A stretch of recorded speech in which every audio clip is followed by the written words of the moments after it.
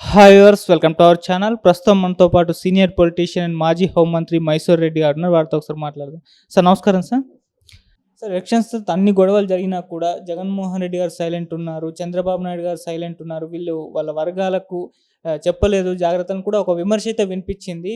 ఎందుకు వీళ్ళిద్దరు స్పందించలేదు ఎక్కువగా? అంటే ఏం స్పందించుతారు? అంటే వాళ్ళ వర్గాల వాళ్ళే కార్యకర్తలే గొడవలు పడుతున్నారు కదా, వాళ్ళకు సూచనలు ఇవ్వాలి, వాళ్ళే చెప్పాలి ఇటువంటి గొడవలు అని చెప్పేసి అన్నారు. అటువంటిది కాదు. ఎవరోది కింద స్థాయి, గ్రామ స్థాయిలో వ్యవహార శైలి తెలియని వాళ్ళు విమర్శించే మాటలు. వ్యవహార శైలి తెలిసిన వారు అవి కింద సర్దుబాటు చేసుకోవాల్సింది ఆ యంత్రాంగం, పోలీస్ యంత్రాంగం అయితే రెండు వర్గాలను వాళ్ళని పిలిచి ప్రశాంతంగా ఉండండి అని చెప్పడము, లేదంటే రెవెన్యూ సిబ్బందో ఇటువంటి వాళ్ళు, లేకుంటే పక్క గ్రామాల్లో ఉన్న మధ్యస్థులైనా వచ్చి ఎందుకు అయినా ఎన్నికలు అయిపోయినాయి, ఇంకా మళ్ళా గలాట్లు రచ్చలు రావిళ్ళు అని కొంచెం సర్దుబాట్లు చేసి టైర్లో స్థానిక నాయకులు చేయాల.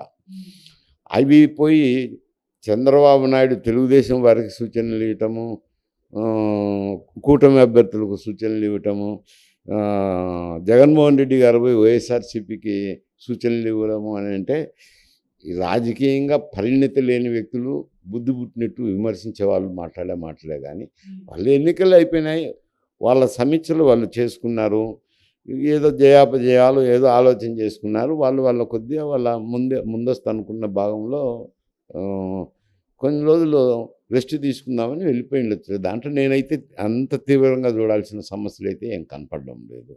తప్పుడుగా చిత్రీకరించాల్సిన అవసరం కాదు. ఎందుకంటే కింది స్థాయి నుంచి నేను వచ్చినాను కాబట్టి, ఎన్నికల్లో పాల్గొన్న వ్యక్తిగా 4 మార్లు గెలిచాను. నేను కూడా ఒక మారు సమితి ప్రెసిడెంట్గా అయితేనేమి, 3 మార్లు ఎమ్మెల్యేగా అయితేనేమి గెలిచాను, 2 మార్లు ఓడిపోయినాను అనుకోండి ఎమ్మెల్యేగా. అయినా ఇవన్నీ ఎన్నికల ర్యాలీలు ఇవన్నీ చూసినట్టే, ప్రచారాలు ఇవన్నీ చూసినట్టే కాబట్టి అనుభవంతో నేను చెప్తున్నాను. అందులో వింతైంది ఏమీ లేదు అంట. వాళ్ళు సూచనలు ఇచ్చి వాళ్ళు ప్రశాంతంగా ఉండాలని చెప్పిన దాఖలాలు ఇంతవరకు అయితే లేవు. సార్ ఇటు ప్రశాంత్ కిషోర్ వర్సెస్ జగన్మోహన్ రెడ్డి గారు నడుస్తుంది సార్. ఆయనేమో జగన్మోహన్ రెడ్డి గారు ఓడిపోతారని చెప్పేసి ప్రశాంత్ కిషోర్ బల్లగుద్ది ఒక 4-5 టైమ్స్ ఎన్నో ఇంటర్వ్యూలో చెప్పడం చూస్తున్నాం. జగన్మోహన్ రెడ్డి గారేమో ఐపాక్ టీం తోటి మనం 151 స్థానాల కంటే ఎక్కువగానే గెలుస్తాం, ప్రశాంత్ కిషోర్ చెప్పింది తప్పు అవుతుందని ఆయన అంటున్నారు. మరి ఏం చెప్తారు సార్ వీడు? అంటే ప్రశాంత్ కిషోర్ వచ్చి దీంట్లో నిపుణులే, విశ్లేషణ చేసి ఆయన ఇక్కడ బీహారు వివిధ పార్టీలకు చేశారు. ఇప్పుడైతే ఏ టీం మెయింటైన్ చేయడం లేదు, ఏ పార్టీకి కూడా ఆయన సలహాలు ఇవ్వటం లేదు. ఒకప్పుడు లాస్ట్ ఎన్నికల్లో తెలుగుదేశం పార్టీ అధికారంలో ఉన్నది. ప్రశాంత్ కిషోర్ టీమే ఇక్కడ వైఎస్ఆర్సీపీకి ఎన్నికల వ్యూహకర్తలుగా ఉండినారు. వాళ్ళ టీమే మేనేజ్మెంట్ చేశారు. సరే, ఎన్నికల మేనిఫెస్టో తయారు చేయడంలో అయితేనేమి, అభ్యర్థులను ఎంపిక చేయడంలో అయితేనేమి అన్ని రకాల తోడ్పాటు అందించినారు. సరే, వారి తోడ్పాటే కాకుండా ప్రజల్లో అప్పటి ప్రభుత్వం మీద ఉన్న అసంతృప్తి అయితేనేమి, ఒక మారు జగన్మోహన్ రెడ్డి గారి పరిపాలన కూడా చూద్దామని అనుకున్న వ్యక్తులైతేనేమి రకరకాల ప్రభావంతో ఈయన గెలవటం జరిగింది. గెలిచిన తర్వాత ఒక ప్రశాంత్ కిషోరే ఈయన గెలిపిస్తారంటే ఎవరు నమ్మలేండి. ఆయన అక్కడ గ్రామాల్లో జరుగుతున్న సంఘటనలు అయితేనేమి, ఈ కార్యక్రమాలు చేపడితే బాగుంటాయి, ఆయన సలహాలు ఇవ్వచ్చు, ఆచరించవచ్చు, ప్రజల్లో ఉండే ఉత్సాహం వల్ల గెలిచిండొచ్చు. ఇప్పుడు ఆయన టీం లేదు, ఆయన కూడా ఏదో రాజకీయాల్లో పాల్గొనాలని దాంట్లో యాక్టివ్గా ముందు లేరు. ఇప్పుడు ఐపాక్ వాళ్ళు అగ్రిమెంట్ చేసుకోండొచ్చు, అది ఏముంది వేరే సమస్య. ఐపాక్ అగ్రిమెంట్ చేసుకొని వాళ్ళు సమాచారం వైఎస్ఆర్సీపీకి ఇవ్వచ్చు. కాకపోతే ఈయన ఏదైనా కొంత ప్రత్యేక, ఎందుకంటే ఎన్నికల నిర్వహణలో అనాలిసిస్ చేసే దాంట్లో ఈయనకు అనుభవం ఉంది కాబట్టి ఎంతోమంది తెలిసిన వ్యక్తులు ఉంటారు.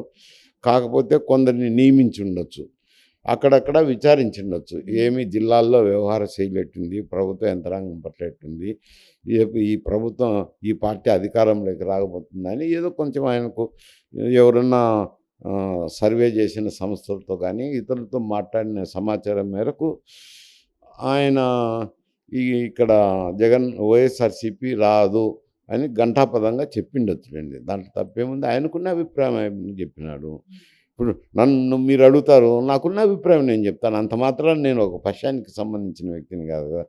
దాన్ని వాళ్ళు వైఎస్ఆర్‌సీపీ నాయకులు కూడా ఆ విధంగానే తీసుకోవాలి కానీ వేరే రకంగా తీసుకొని మాట్లాడడం అర్ధరహితము అంటాను. వాళ్ళు మాత్రం ఛాలెంజింగ్ చేసుకున్నారు. అంటే ప్రశాంత్ కిషోర్ టాపిక్‌ని ఆహ్, జగన్మోహన్ రెడ్డి గారు జూన్ 9న విశాఖపట్నంలో 9:30 గంటలకు ప్రమాణ స్వీకారం చేస్తారని చెప్పేసి ఆయన అంటున్నారు. ఇదే విధంగా ఈయన ప్రశాంత్ కిషోర్ ఛత్తీస్‌గఢ్‌లో కాంగ్రెస్ వస్తుందని చెప్పారు, రాలేదు. ఇక్కడ బీఆర్ఎస్ వస్తుందని చెప్పారు, రాలేదు. అదేవిధంగా ఆయన మాటలు కూడా సేమ్ ఏపీలో కూడా రిపీట్ అవుతాయని అంటున్నారు. అంటే ఇప్పుడు ఆయన ఎన్నికల్లో వ్యూహకర్త. ఆయన అనాలిసిస్ చేసినప్పుడు వచ్చిండొచ్చు, బీహార్‌లో పొరపాటు జరిగిండొచ్చు, కాదనలేము. ఇక్కడ ఏదో సర్వే చేసుకున్నారు, ఆయన ఏదో రిజల్ట్ చెప్పినారు. ఆ ప్రశాంత్ కిషోర్ మీదనే మాట్లాడాల్సిన అవసరం లేదు. ఆ! ఈ ప్రశాంత్ కిషోర్ మీద పడి ఏడ్చాల్సిన అవసరం వీళ్ళకేంది? ఇక్కడ అనాలిసిస్ చేసుకోవాలా. వాళ్ళకి ఐపాక్ టీం ఉంది, అనాలిసిస్ చేసుకోవచ్చు. వేరే సంస్థలు సర్వే చేసినా చేసుకోవచ్చు. వాళ్ళకు జిల్లాల్లో వీటన్నిటికంటే భావదౌర్భాగ్యం ఇప్పుడు ఈ సంస్థలన్నీ వచ్చినాయి. కానీ మేమున్నప్పుడైతే గనక గ్రామంలో ఏం పరిస్థితి, మన పరిస్థితి అంటే మా గ్రామంలో ఒక 50 నుంచి 100 ఓట్లు వస్తాయని చెప్తున్నారు. వాళ్ళు ఒక విచారించుకొని వాళ్ళకున్న నాలెడ్జ్లో చెప్తున్నారు. కౌంటింగ్ చేసిన తర్వాత కూడా దాదాపుగా అదే రిఫ్లెక్ట్ అవుతున్నది. ఇప్పుడు అవన్నీ పోయినాయి, అవన్నీ ఆలోచన లేవు. ఈ వ్యూహకర్తలను పెట్టుకోవడము, విచారణ వాళ్ళకు ఉన్నారు కదా ఐపాకర్లు. వాళ్ళేం సర్వే చేసి ఇచ్చినారో లేదు, మిగతా సర్వేలు మీకు రాజకీయ నాయకులు ఉన్నారు కదా, వీటన్నిటికంటే ముఖ్యంగా ఎట్లా ఎన్నికలు జరిగినాయి అది వాటిని గురించి మాట్లాడాలా. ప్రశాంత్ కిషోర్ చెప్పినాడు, మేము రావన్నారు, బీహార్లో ఓడిపోతారు, మాకు 150 వస్తాయని చెప్పుకోవడం సోత్కర్స్ట్ అంటారు, అంతేదంటే. ఈవీఎంను పలగొట్టిన తర్వాత ఎందుకంటే ఇటువంటి చోట్ల రిగ్గింగ్ జరుగుతుందనే వెబ్కాస్టింగ్ పెట్టారు.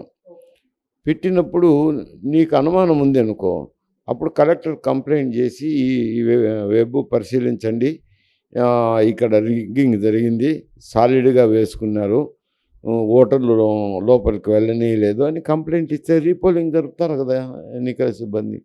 అటువంటిది పోయి దాన్ని పగలగొట్టడం అంటే తప్పే. అది తప్పు కింద శిక్ష అయితే, నేరం అయితే కట్టాల్సిందే కదా, ఎఫ్ఐఆర్ కట్టాల్సిందే, నేరస్తునిగా చేర్చాల్సిందే. కాకపోతే రాష్ట్రంలో అధికారం ఉన్నది వైఎస్ఆర్సీపీ కాబట్టి, ఆయన వైఎస్ఆర్సీపీ ఎమ్మెల్యే కాబట్టి పోలీస్ యంత్రాంగం కూడా కొంచెం న్యాయంగా వ్యవహరించకుండా గుర్తు తెలియని వ్యక్తి పాల్గొట్టిపోయినారు అని అన్నారు. అక్కడ ప్రిసైడింగ్ అధికారి ఉన్నాడు, వచ్చినప్పుడు నమస్కారం చేసినాడు, పాల్గొట్టేటప్పుడు చూసినారు, వాళ్ళందరినీ విచారించే ఆయన మీద కేసు కట్టింటే ఇది సమస్య కాదు, మామూలు సమస్య కిందనే ట్రీట్ చేయాలి. ఇప్పుడు ఏమైందంటే పోలింగ్ అధికారికి నమస్కారం చేయడం, పోలీసు లోపలికి అనుమతించడం, అంటే అనుమతించడానికి హక్కు ఉంది. తర్వాత ఈవీఎం పాల్గొట్టిన తర్వాత ఆ కేసులో ఆయన ముద్దాయిగా చేర్చిండాలి. చేర్చకపోవడం అది ఒక సమస్యగా అయింది. కాకపోతే నువ్వు అడిగిన ప్రశ్నలో ఒకటి ఉందనుకోండి, లోకేష్ గారికి ఎట్టొచ్చింది అని. ఇది టెక్నాలజీ, ఎవరో ఆపరేటర్లు ఆపరేట్ చేస్తుంటారు. ఇక్కడ కెమెరా ఉండినా కానీ కంట్రోలింగ్ యూనిట్ ఎక్కడో ఉంటుంది.